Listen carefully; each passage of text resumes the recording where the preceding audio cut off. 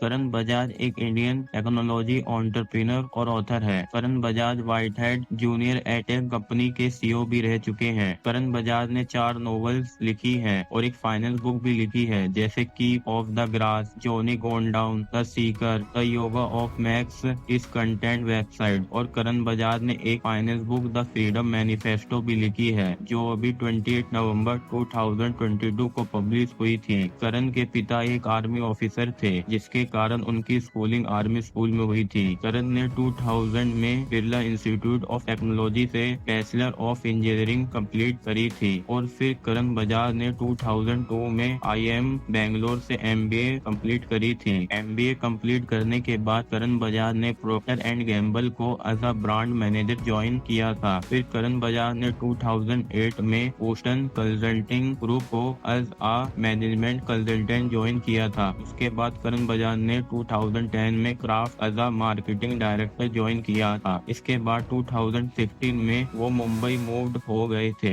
जहां पर वो डिस्कवरी नेटवर्क के सीईओ बने, जहां पर करण बजाज हेड थे Discovery Channel, TLC, Animal Planet and Discovery Kids, इन सब के। करण बजाज ने 2018 में व्हाइट हेड जूनियर को मुंबई और यूएसए मार्केट में लॉन्च किया था। व्हाइट हेड जूनियर एक ऑनलाइन एजुकेशनल कंपनी है, जिसका एम था 6 to 14 एज के बच्चों को कोडिंग और आर्टिफिशियल इंटेलिजेंस जैसे ऑनलाइन कोर्स प्रोवाइड करवाना। के बाद 2020 में करण बजाज को बायजूस से एक्वाइजेशन ऑफर आया, जिसके लिए करण बजाज एग्री हो गए। अगस्त 2020 में व्हाइट हेड जूनियर की डील बायजूस से हुई और बायजूस ने व्हाइट हेड जूनियर को $300 मिलियन अप्रोक्सीमेटली 2400 करोड़ में एक्वायर्ड कर लिया था। एक्वाइजेशन के बाद बायजूस ने व्हाइट हेड जूनियर को इंटरनेशनल डिवीजन कर दिया। बायजूस फ्यूचर स्कूल ने यूएसए, ब्राजील, स्पेनिश और मैक्सिको स्टूडेंट के लिए न्यू कोर्सेज लॉन्च करे, इंग्लिश और स्पेनिश में, जैसे music, English, fine art and science. और अगस्त 2021 में Karan Bajaj White Hat Junior company से लेफ्ट हो गए थे और करण बजाज ने अपनी लाइफ में सबसे पहली finance book the freedom manifesto लिखी थी। करण बजाज ने इस बुक में स्टेप बाय स्टेप बताए हैं फाइनेंशियल फ्रीडम को अचीव करने के लिए, और इस वीडियो में मैं आपको इम्पोर्टेंट लेसन और कुछ स्टेप के बारे में बताने वाला हूँ, जो इस बुक में करण बजाज ने बताए हैं। So let's begin. Step number 1, the 4% rule. Karan Bajaj बताते हैं उन्हें अपनी 30s में रियलाइज हुआ कि जितना उनकी लाइफ में जॉब इम्पोर्टेंट है, उतना ही उनकी लाइफ में राइटिंग और ट्रेवल इम्पोर्टेंट है। और उन्हें रियलाइज होने लगा कि कन्वेंशनल जॉब स्ट्रक्चर में अगर वो बार बार ऑफ करते हैं ट्रेवल करने के लिए या राइटिंग करने के लिए और फिर वापस आके जॉब ढूंढते हैं, तो थोड़े टाइम के बाद वो उनके लिए सस्टेनेबल नहीं रहेगा। इसलिए फर्स्ट टाइम में फाइनेंशियल इंडिपेंडेंस उनका एक इम्पोर्टेंट गोल बना उनकी अर्ली 30s में। फिर उसके बाद करण बजाज ने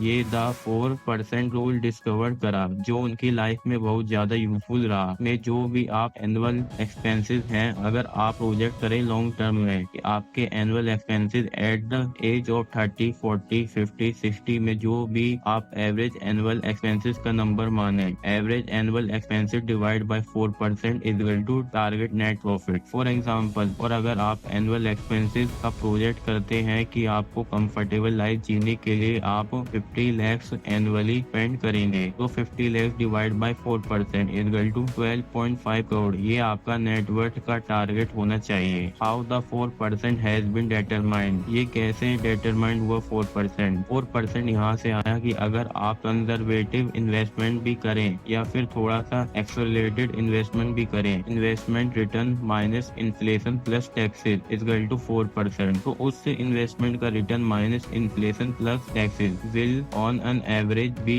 4% होगा। तो अगर आपके पास एक प्रिंसिपल अमाउंट है, तो अगर आप अपने 4% तक रह सकते हैं अपने एक्सपेंसेस को, तो एक तरीके से आपको अपने प्रिंसिपल अमाउंट को कभी भी टच करने की जरूरत भी नहीं पड़ेगी। तो फिर वो आपका एक सेफली नेटवर्क बन के रहेगा, जिसके वजह से आप उसके 4% पर पूरी लाइफ एनुअली रह सकते हैं। करण बजाज बोलते हैं ये द 4% रूल मेरी लाइफ में बहुत ज्यादा क्लियरिफाइंग था और इसकी वजह से उन्होंने अपनी लाइफ में फाइनेंशियल गोल सेट करा और अपनी लाइफ में एनुअल एक्सपेंसेस के लिए प्रोजेक्ट करा कि क्या होना चाहिए, और उसको करण बजाज ने 4% से डिवाइड करा। और ये करण बजाज की लाइफ में एक फाइनेंशियल गोल बना। करण बजाज बोलते हैं कि ये 4% रूल मेरी लाइफ में इसलिए क्लियरिफाइंग था क्योंकि वो उनकी वैल्यू के साथ बहुत ज्यादा अलाइन था। करण बजाज बोलते हैं कि वो अपनी लाइफ में कभी भी मेटेरियलिस्टिक नहीं थे। उनको अपनी लाइफ में हाउसेस, कार एक्सेट्रा इन सब चीजों में कभी भी इंटरेस्ट नहीं था। लेकिन करण बजाज की लाइफ में फाइनेंशियल इंडिपेंडेंस की एक बहुत इंपॉर्टेंट वैल्यू थी और फिर उन्हें रियलाइज हुआ अगर ये टारगेट नेटवर्क उन्होंने अचीव कर लिया तो वो ये राइटिंग और ट्रैवल इन सारी चीजों को इंडिपेंडेंटली परस्यू कर सकते हैं। Step number 2, net impact rule. Karan Bajaj बोलते हैं net worth equal to net impact. Karan Bajaj बोलते हैं जिनका नेट वर्थ बहुत ज्यादा हाई होता है उनका नेट इम्पैक्ट भी दुनिया में बहुत ज्यादा हाई होता है। जैसे सीईओ, एंटरप्रेन्योर, सेलिब्रिटीज, इनका नेट इम्पैक्ट भी दुनिया में बहुत ज्यादा हाई होता है। फॉर एग्जाम्पल सीईओ का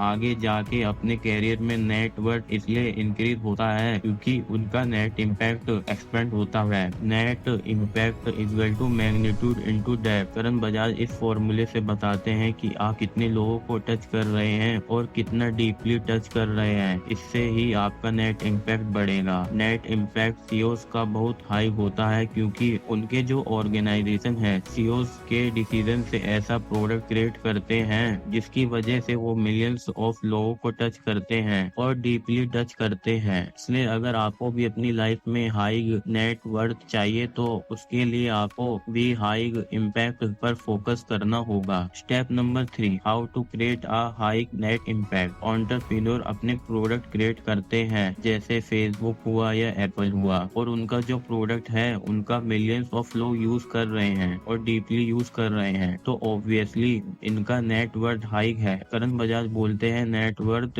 will always be equal to net impact and आपको ये माइंडसेट अपना नेट वर्थ ऑप्टिमाइजेशन से पूरा फोकस शिफ्ट अपने नेट इम्पैक्ट पर करना होगा। आपको सोचना होगा कैसे मैं अपनी लाइफ में कुछ क्रिएट करके मिलियंस ऑफ लोग तक इम्पैक्ट हो और डीपली भी इम्पैक्ट हो। ये माइंडसेट शिफ्ट आपको आपकी लाइफ में आपको नेट वर्थ का गोल अचीव करा देगा। Step number 4, how to raise net impact exponentially. इस स्टेप में करण बजाज बताते हैं आप कैसे अपना नेट वर्थ बढ़ाए exponentially, both magnitude, number of peoples touch and depth, how deeply you touch them. Karan Bajaj बोलते हैं कन्वेंशनल वे में ये होता है कि जब आप ऑर्गेनाइजेशनल हायरार्की में पर बढ़ते रहते हैं तो आपका नेट वर्थ बढ़ता है तो आपका नेट इम्पैक्ट भी बढ़ता है। और करण बजाज ने भी अपनी लाइफ में ये देखा है कि जब करण अपनी लाइफ में मैनेजर से डायरेक्टर बने और डायरेक्टर से हेड बने डिस्कवरी के तो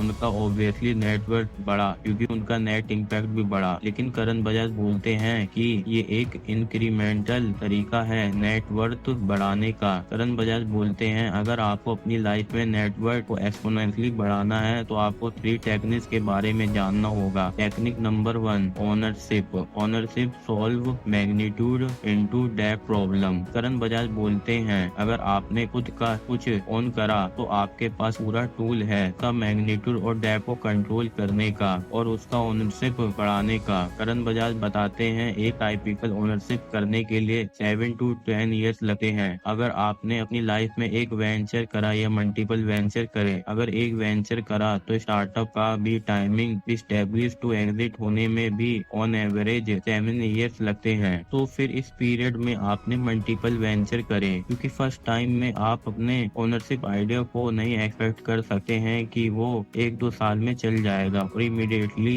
आपका नेटवर्क और नेट इम्पैक्ट आपका बढ़ जाएगा। करण बजाज बोलते हैं क्योंकि टाइपिकली ओनरशिप आइडिया सिस्टम के एजेस में होते हैं, सेंटर पर नहीं होते हैं एंड सिस्टम के एजेस से आपको सिस्टम के सेंटर पर लाने के लिए बहुत ज्यादा अटेम्प्ट लगते हैं और लॉट ऑफ एक्सपीरियंस चाहिए वो करने के लिए। और करण बजाज भी अपनी ओनरशिप की जर्नी के बारे में बताते हैं तो वो भी रफली 7 ईयर्स की थी। करण बजाज इस बुक में बताते हैं कि सबसे पहले उन्होंने अपनी ओनरशिप जर्नी में एक नोवेल द सीकर लिखी थी, ये सोच के कि इसका मैग्नीट्यूड बहुत हाई होगा, इस नोवेल को लोग डीपली पढ़ेंगे और डीपली ट्रांसफर होंगे। लेकिन वो नोवेल मैग्नीट्यूड का प्रॉब्लम को सोल्व नहीं कर पाई और लोगों ने वो नोवेल ज्यादा नहीं पढ़ी। फिर उसके बाद करण बजाज ने अपना सोलो एंटरप्रेन्योरशिप करा और उन्होंने ऑनलाइन कोर्सेज स्टार्ट करे जिससे उन्हें लगा कि वो मैग्नीट्यूड और डेप्थ को अचीव कर पाएंगे। लेकिन इसके अंदर भी मैग्नीट्यूड प्रॉब्लम सोल्व नहीं हुई। एंड करण बजाज बताते हैं eventually white Hat junior start करने से मैग्नीट्यूड और डेप्थ दोनों का प्रॉब्लम सॉल्व हुआ, जिसकी वजह से millions of kids white Hat junior की वजह से क्रिएटर बने और ये क्रिएशन उन किड्स को डीपली ट्रांसफर करा। और करण बजाज बोलते हैं कि ये आइडिया हमारा क्रैक्ड हुआ और इसे हमने एग्जीक्यूट करा, जिसकी वजह से मैग्नीट्यूड और डेप्थ दोनों का प्रॉब्लम सॉल्व हुआ, जिसके कारण नेट इम्पैक्ट बढ़ने की वजह से नेट वर्थ एक्सपोनेंशियली बढ़ा। तो ये टाइपिकल ओनरशिप जर्नी आपका कम से कम 7 to 10 ईयर चलेगा। करण बजाज बोलते हैं कि इस जर्नी में आपका बहुत ज्यादा एफर्ट और लॉट ऑफ एक्सपीरियंस लगेगा। Technique number 2, join owner early. Karan Bajaj इस टेक्निक में बोलते हैं कि अगर आपको अपनी लाइफ में कुछ ऑन नहीं करना है तो आपको उनको ज्वाइन करना चाहिए जो कुछ क्रिएट कर रहे हैं, और अर्ली स्टेज में ज्वाइन करना चाहिए ताकि आपकी वजह से उनको मैग्नीट्यूड और डेप्थ में इम्पैक्ट हो आपके प्रेजेंस से। फॉर एग्जाम्पल, करण बजाज बोलते हैं जिन्होंने उनकी कंपनी व्हाइट हेड जूनियर को जल्दी ज्वाइन करा, चाहे वो चीफ ऑपरेटिंग ऑफिसर हो या चीफ टेक्नोलॉजी ऑफिसर, तो उन्होंने करण के साथ इक्वली डिसीजन लिए कि कैसे प्रोडक्ट को सेव करें कि मैग्नीट्यूड है जो मिलियंस ऑफ पीपल प्रोडक्ट को एक्सपीरियंस कर सके एंड जो लोग को बेटर कर सके। ये डिसीजन उन्होंने लिया, इसलिए उनका नेट इम्पैक्ट हाई हुआ और इसके लिए उनका net worth movement obviously high हो गया। तो आप अपनी इंडस्ट्री में कम्प्लीटली ऑन टॉप रहिए और अवेयर रहिए क्या डेवलपमेंट हो रहे हैं फील्ड में। जो ऐसी कंपनी स्टार्ट कर रहे हैं उन्हें जल्दी से रीच आउट कीजिए to date in your field and join an early stage startup. Karan Bajaj बताते हैं ऐसे बहुत एग्जाम्पल है हिस्ट्री में, जैसे यूबर में जो पहले चीफ ऑपरेटिंग ऑफिसर थे तो उन्होंने ट्विटर पोस्ट पर रेस्पॉन्ड करा था, इसलिए उनका रिक्वायरमेंट हुआ। इसलिए करण बजाज कहते हैं जो भी न्यू स्टार्टअप बन रहे हैं जिसमें आपको इंटरेस्ट है उनको रीच आउट कीजिए, अर्ली रीच आउट कीजिए और अर्ली ज्वाइन कीजिए ओनरशिप जर्नी में, ताकि आपके पर्सनल प्रेजेंस से कंपनी का नेट इम्पैक्ट बढ़े तो ऑब्वियसली आपका नेट वर्थ भी बढ़ेगा। Technique number 3, invest net worth in personal growth. करण इस स्टेप में बोलते हैं कि अगर आप रेडी नहीं हैं ओनरशिप को ज्वाइन करने के लिए या ओनरशिप को करने के लिए, तो फिर आपको अपने पर्सनल ग्रोथ पर इन्वेस्ट करना चाहिए, क्योंकि आपके पर्सनल ग्रोथ से आपका नेट इम्पैक्ट बढ़ेगा और जिसकी वजह से आपका नेट वर्थ भी बढ़ेगा। फॉर एग्जाम्पल, करण बजाज बोलते हैं कि उन्होंने अपनी अर्ली करियर स्टेज में ओनरशिप नहीं करे और ना ही स्टार्टअप करे, लेकिन वो काफी कंसिस्टेंसी तरीके से अपनी लाइफ में पर्सनल ग्रोथ पर इन्वेस्ट करते रहते थे, जैसे कि 1 साल योगा सीखना या ट्रैवल करना या बुक लिखना या बहुत सारी किताबें पढ़ना, और वो उन सब एक्सपीरियंस से पर्सनल ग्रोथ हुए। वो इवेंचुअली उनका ओनरशिप जर्नी में हेल्प करा। करण बजाज बताते हैं जब वो ट्रैवल कर रहे थे 1 साल के लिए, उससे उन्होंने इतना कुछ सीखा कि जिसकी वजह से व्हाइट हेड जूनियर के केस में उन्होंने बहुत जल्दी डिसीजन लिए कि इंडिया के बाहर में उन्हें अपना प्रोडक्ट को कैसे लॉन्च करना है, या फिर राइटिंग से जो मिशन आया उनकी ओनरशिप जर्नी में, every kid should be a builder and creator. और करण बजाज ये पर्सनल ग्रोथ से पर्सनली बहुत ज्यादा ट्रांसफर हुए, जिसकी वजह से करण बजाज की लाइफ में नेट इम्पैक्ट हुआ और साथ में उनका नेटवर्थ भी ऑब्वियसली इंक्रीज हो गया। इसलिए करण बजाज बोलते हैं आप अपनी लाइफ में पर्सनल ग्रोथ पर इन्वेस्ट कीजिए, जिसकी वजह से आपका नेट इम्पैक्ट इम्प्रूव हो, ना कि इन्वेस्टिंग इन स्टॉक अपना एनर्जी डालने में। कौन सा स्टॉक चूज करें जिससे हमारी लाइफ में नेट इम्पैक्ट ऑप्टिमाइज हो, क्योंकि लॉन्ग टर्म में नेट इम्पैक्ट से आपका नेटवर्थ इंक्रीज होगा, ये माइनर ऑप्टिमाइजेशन से नेटवर्थ नहीं बढ़ेगा। Step number 5, financial rule. Rule number 1, 50-30-20 rule. 50-30-20 rule ये कहता है कि आपकी जो भी इनकम आती है महीने में, उसका 50% आपके नीड्स पर खर्च होना चाहिए और 30% आपके वांट पर खर्च होना चाहिए और 20% आपके सेविंग होना चाहिए। सबसे पहला 50% आपके नीड्स का मतलब है कि घर का रेंट, यूटिलिटीज, इलेक्ट्रिसिटी बिल, ये सब आपके नीड्स हैं। तो कैलकुलेट कीजिए आपकी इनकम का जो 50% है वो आपके नीड्स में जा रहा है, और अगर आपके पास स्पेंड करने की पूरी एबिलिटी है तो उसको पूरी तरह स्पेंड कीजिए, करेक्ट चॉइसेस लेके अपने पर्सनल ग्रोथ के लिए। करण बजाज हमें एग्जांपल से बताते हैं जब वो पहली बार IIM से ग्रेजुएट हुए थे और उन्होंने प्रोक्टर एंड गैम्बल को सिंगापुर में ज्वाइन करा था, तो वो भी सबकी तरह एक दूर सिटी के सेंटर से एक सबब था जहाँ सब इंडियंस रहते थे, तो करण बजाज भी वहीं पर रहे और करण बजाज बताते हैं वहाँ पे सबका मेंटेलिटी ऐसा था कि पैसा सेव करना चाहिए रेंट के लिए, पर वो काफी टाइम वहाँ पर रहे लेकिन उन्हें रियलाइज हुआ कि यहाँ उनका कोई पर्सनल ग्रोथ नहीं हो रहा था। हर रोज करण बजाज ऑफिस जाते थे और वहाँ 1.5 घंटे का कम्यूट होता था और वो उस सबब में रहते थे, रात को बॉलीवुड मूवीज देखते थे। फिर एक तरीके से करण बजाज ने इंडिया रेप्लिकेटेड कर दिया था सिंगापुर में वापस जाके। और करण बजाज बताते हैं जब उनका माइंड एक्सपेंड हुआ उनके 30s में जाकर के तो उनका फाइनेंशियल गोल भी क्लियर हुआ। फिर जब करण बजाज न्यूयॉर्क शिफ्ट हुए तो उन्होंने वहाँ पर बहुत स्ट्रॉन्ग चॉइसेस लिए कि वो वहाँ पर सिटी के सेंटर में रहेंगे चाहे वहाँ पर रेंट ज्यादा भी हो। उससे उनका बहुत ज्यादा पर्सनल ग्रोथ हुआ क्योंकि वहाँ पर करण बजाज ने बहुत सारी नई नई तरीके की बुक्स पढ़ी क्योंकि वहाँ पर पास में बुक स्टोर था। और फिर वो वहाँ पर काफी नए नए तरीके के लोगों से मिले जिसकी वजह से उनके थॉट्स में काफी इंडिपेंडेंस आया और उस इंडिपेंडेंस थॉट की वजह से वो कॉल ले पाए कि वो 32-33 की एज में जॉब छोड़ के 1 साल योगा करेंगे क्योंकि वो बहुत ज्यादा इंडिपेंडेंट लोगों से मिले क्योंकि वो न्यूयॉर्क सिटी के सेंटर में रहे। और करण बजाज बोलते हैं अगर आपके पास पूरी एबिलिटी है उस 50% नीड्स को तो उसको आप पूरी तरह स्पेंड कीजिए, इसे सेव करने की कोशिश नहीं कीजिए। सेकंड वॉन्ट्स जो 30% में आता है, इसके अंदर करण बजाज बताते हैं कि उनकी लाइफ में एक बहुत मोस्ट इम्पोर्टेंट प्रिंसिपल रहा है। वो बोलते हैं आपको हमेशा वॉन्ट्स में चूज एक्सपीरियंस ओवर पोजेशंस करना चाहिए और अगर आप ट्रेवल कर रहे हैं उससे आपका बहुत ज्यादा पर्सनल ग्रोथ हो रहा है तो इससे आपका बहुत ज्यादा पर्सनल ग्रोथ होगा। और आपने वही वॉन्ट्स के एक्सपेंडिचर को किसी पोजीशन में डाल दिया तो जैसे कि न्यू कार खरीदना या फिर न्यू घर खरीदने में, तो इसका पर्सनल ग्रोथ का एक्सपीरियंस इतना ज्यादा नहीं होगा। इसलिए करण बजाज बोलते हैं always try to choose experience over position क्योंकि इसका लॉन्ग टर्म में आपकी लाइफ में बहुत ज्यादा वैल्यू होता है। करण बजाज बोलते हैं उनकी लाइफ में जो 30% वॉन्ट्स का बकेट था उसको वो ट्रेवल कर रहे थे और योगा सीख रहे थे एंड इवेंचुअली उसका फायदा लॉन्ग टर्म में अनएक्सपेक्टेड तरीके से हुआ। फॉर एग्जाम्पल करण बताते हैं जब white Hat Junior company start हुई थी तो उसके 1 साल होने के बाद कंपनी काफी अच्छा परफॉर्म कर रही थी। फिर करण बजाज और उनकी टीम ने इमीडिएटली डिसीजन लिया कि वो अपने प्रोडक्ट को यूएसए, ब्राजील, मैक्सिको में लॉन्च करेंगे। ये उस टाइम के लिए उनका बहुत कन्वेंशनल डिसीजन था। उनके पर्सनल ग्रोथ की वजह से ये डिसीजन भी उनके व्हाइट हेड जूनियर कंपनी के लिए काफी सक्सेसफुल रहा। उन्हें लगा कि प्रोडक्ट अच्छा है, इंडिया में चल रहा है तो यूएसए में भी लॉन्च करें और ये डिसीजन से व्हाइट हेड जूनियर बहुत ज्यादा एक्सीलरेटेड हुआ। इसलिए करण बजाज कहते हैं if you choose experience over position तो ये 30% जो आपका वॉन्ट्स का कैटेगरी है ये बहुत ज्यादा ऑप्टिमली स्पेंड होगा। एंड थर्ड जो आपका 20% ऑफ सेविंग है उसे कैसे इन्वेस्ट करें। करण बजाज बताते हैं उन्होंने अपनी लाइफ में एक बहुत सिंपल फ्रेमवर्क को फॉलो करा है जिसका उनकी लाइफ में लॉन्ग टर्म में बहुत ज्यादा कम्युलेटिव वैल्यू हुआ। तो इसका एक रूल है जो करण बजाज ने पढ़ा था, rule number 2, 100 minus your age is equal to your % investment in equity. For example अगर आपकी एज 30 है तो 100 माइनस 30 इज इक्वल टू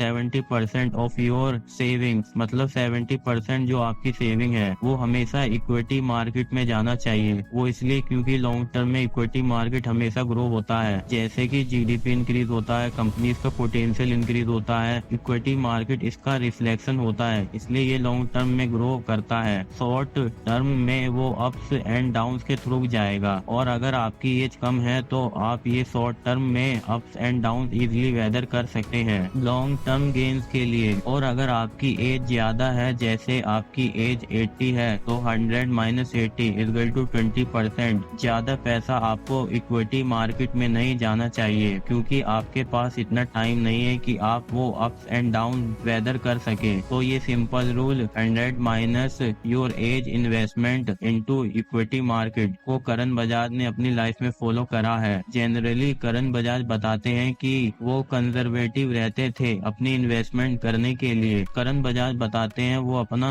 पैसा म्यूचुअल फंड्स और ETF में इन्वेस्ट करते थे और करण बजाज को लगता था कि कोई अनफेयर एडवांटेजेस है स्टॉक के बारे में, तभी करण बजाज अपना पैसा एक इंडिविजुअल स्टॉक्स में इन्वेस्ट करते थे। फॉर एग्जाम्पल जब करण बजाज अपने अर्ली करियर में प्रोक्टर एंड गैम्बल में जॉब कर रहे थे तो उन्हें दिखा था कि डिजिटल मार्केटिंग पूरी तरह ट्रांसफर हो रहा है उनकी आंखों के सामने। ने। तो उस टाइम पर करण बजाज ने गूगल, फेसबुक, अमेज़न इनके इंडिविजुअल स्टॉक खरीदे थे, और वो भी नॉलेज के साथ, क्योंकि उन्हें लगा था कि ये एक अनफेयर एडवांटेजेस है, क्योंकि ये उनके कैरियर के साथ बहुत ज्यादा लिंक था। ओब्वियसली करण बजाज ने जो अपनी इन्वेस्टमेंट इन फेसबुक में, गूगल में और अमेज़न में करी थी, और इन सारी कंपनीज ने उनको बहुत ज्यादा अच्छे रिटर्न दिए, लेकिन जो उनकी ETF और म्यूचुअल फंड्स के इन्वेस्टमेंट थे वो लॉन्ग टर्म में ग्रो होते रहे। इसलिए करण बजाज बोलते हैं, अगर आप अपनी लाइफ में ये सिंपल रूल को फॉलो करो तो आप अपनी लाइफ में अपनी सेविंग का मैक्सिमम वैल्यू ले सकते हैं प्रॉपर इन्वेस्टमेंट के साथ। करण बजाज बोलते हैं, ओवरऑल अगर आप ये 50-30-20 रूल देखो तो you investment should match your life philosophy. उनकी लाइफ फिलोसॉफी थी ग्रोथ के लिए, उन्होंने अपनी